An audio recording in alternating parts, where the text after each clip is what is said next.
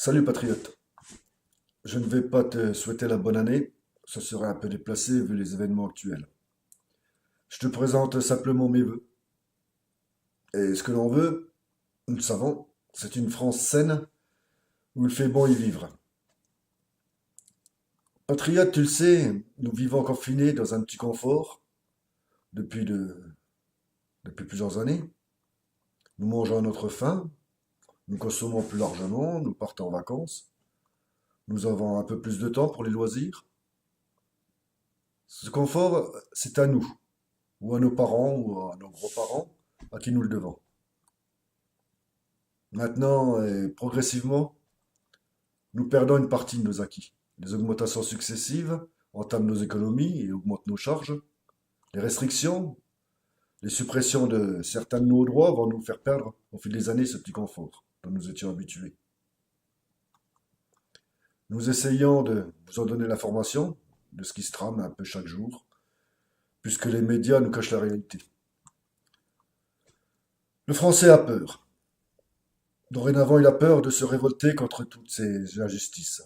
Peur que cela perturbe son petit monde de bisounours.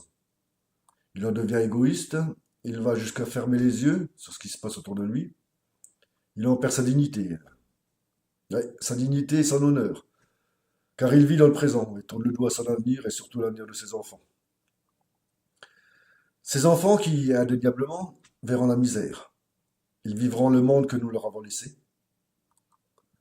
Ce pays qui, au lieu de subvenir aux besoins de ses concitoyens, distribue ses finances aux autres pays, tels que l'Afrique, qui, au lieu de subvenir aux besoins de ses concitoyens, joue au bon samaritain en acceptant une immigration massive.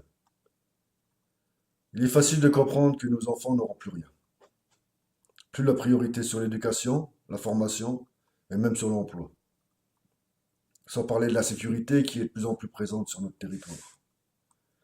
Patriote, arrête de croire que demain, un leader politique va, en claquant du doigt, faire changer ce monde. Arrête de croire qu'une personnalité publique va sur son cheval blanc sauver notre patrie. Ce pays, c'est toi qui l'as construit. Si on touche à la France, on te touche, toi et tes proches. Patriote, il est encore temps.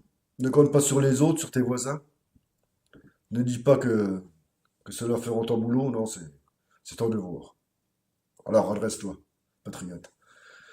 Lève le poing et réagis pour défendre ton pays, tes droits, ta vie et celle des générations futures.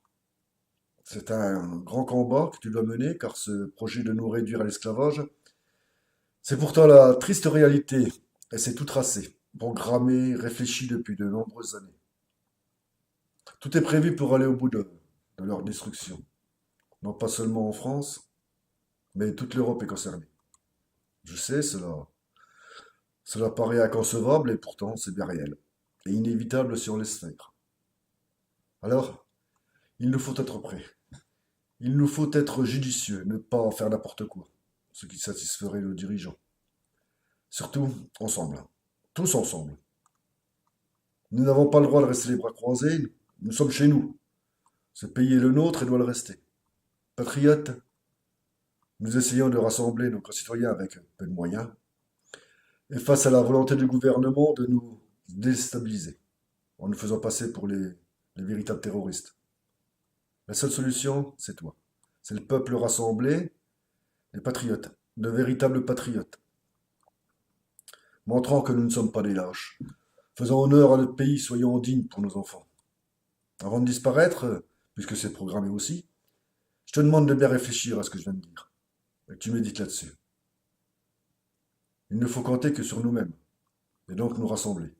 Contacte tes amis, ton référent ou moi-même, et prépare-toi pour faire le plus beau cadeau à ta patrie et à tes enfants, patriotes.